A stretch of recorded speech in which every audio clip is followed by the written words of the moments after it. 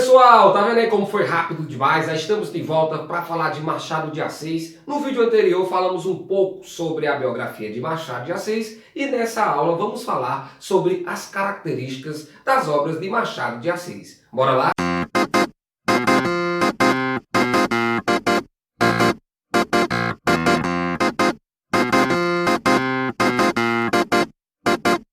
Pois bem, pessoal, dando continuidade, vamos falar mais um pouquinho sobre Machado de Assis, agora sobre as suas características, as obras machadianas. Então, assim, por que é que Machado de Assis ele é um gênio na literatura brasileira? Primeiro porque ele é um revolucionário, ele revolucionou a história da nossa literatura. Machado de Assis, lembrando dessa parte dele realista, ele é aquele responsável realmente em mostrar as podridões que existiam na sociedade. Então, Machado tem essa preocupação. Enquanto os românticos, eles gostavam assim de mostrar a subjetividade, Machado ia para a realidade. E você fazendo essa comparação, até na própria obra, por que é que Machado de Assis é diferente? Quando você pega uma obra romântica, os parágrafos são enormes, os capítulos são enormes, e já Machado de Assis ele ia para a objetividade. Ele era muito claro no que ele escrevia. Então ele tinha essa diferença dentro todinho desse contexto, certo? Enquanto os românticos iam para essa parte, Machado de Assis ia para essa perfeição da objetividade. Então ele tinha o capítulo curto, frase curta, uma frase enxuta, uma produção assim, vamos dizer, não exagerada. Então ele ia muito para essa questão da objetividade dentro dos seus conceitos, dentro das suas ideias. Então, as características machadianas, ela vai entrar com essa parte, objetividade na escrita, certo? Capítulo curto, frase curta.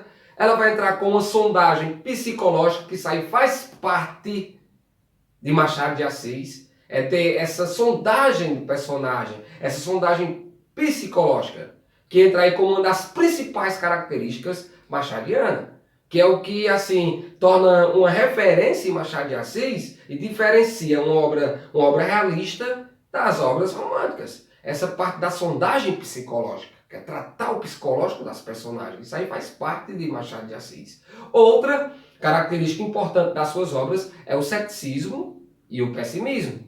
Certo? Então, Machado de Assis ele não é aquele autor por cima, ele não é aquele autor com autoestima muito elevada, ele é aquele autor que ele dividia muito ali a questão cética, a questão da dúvida, ele duvidava de muita coisa.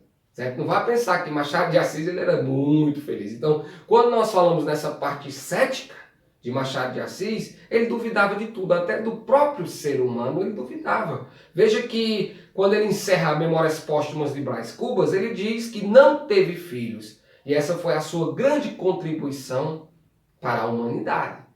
Esse ceticismo, essa dúvida do comportamento do ser humano. Será que o ser humano realmente é um ser que merece ter um destaque na sociedade? Então, Machado ele tem essa parte cética. E o pessimismo é uma visão negativa de Machado de Assis em suas obras. Veja que lá, quando nós temos a obra lá, Dom Casmurro, ele entra nessa parte do pessimismo, tanto no amor como na amizade.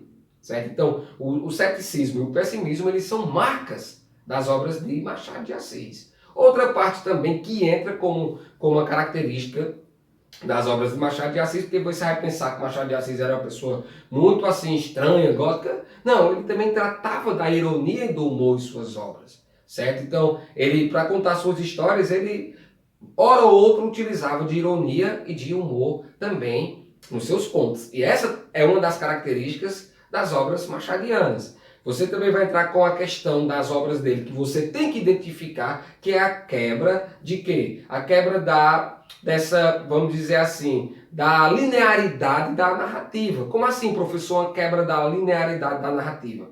Machado de Assis, ele está ali contando, ele vai contando, e daqui a pouco ele para, é como se ele esqueceu o que estivesse dizendo e já muda de assunto. Não é aquela pessoa que quando está conversando com você, que ele está contando uma coisa e nem termina aquilo, já emenda em outro assunto, depois já volta aquele assunto novamente. Então, essa quebra da linearidade, ela é presente nas obras de Machado de Assis. Você vai estar lendo ali algo bem interessante, daqui a pouco ele corta aquele raciocínio, ele quebra e já entra um outro raciocínio e depois ele volta àquele novamente. Então, isso é comum nas obras machadianas. Outra característica também é a metalinguagem. Ele quer conversar com o leitor. Então, ao mesmo tempo que você lê a obra, é como se Machado estivesse conversando com você. Isso é o que nós chamamos da metalinguagem. É uma das características das obras machadianas. Outra característica importante é a intertextualidade, certo? A intertextualidade, pessoal, ela está presente demais nas obras de Machado de Assis. Então você tem que observar isso, que ele está dialogando com outras obras, com obras de grandes autores. Ali ele faz o uso das citações, das paródias, das alusões. Então é algo presente e marcante nas obras de Machado de Assis. E o tempo também, que é predominante em suas obras, é o presente. Ele não gosta muito de estar voltando ao passado. Machado de Assis é muito em suas obras você perceber que ele predomina o tempo presente, certo? E, por último, o espaço urbano. O espaço urbano é um marco, assim, é um espaço que ele utiliza para as suas obras. Veja que você não vai encontrar falando da zona rural, do campo. O espaço urbano é o espaço que predomina nas obras machadianas. Beleza, pessoal? Era só para falar isso, recapitulando, estamos falando do realismo, o realismo que foi uma oposição ao romantismo, e o maior nome do realismo no Brasil foi Machado de Assis, que é o tema, que é o assunto dessas duas aulas nossas, desses dois vídeos. O vídeo anterior, que falou um pouco da biografia de Machado de Assis, e esse vídeo que está falando das características de suas obras. Beleza? Era só isso mesmo, e nós nos encontramos em outras aulas, tá certo? Valeu, pessoal. Fui!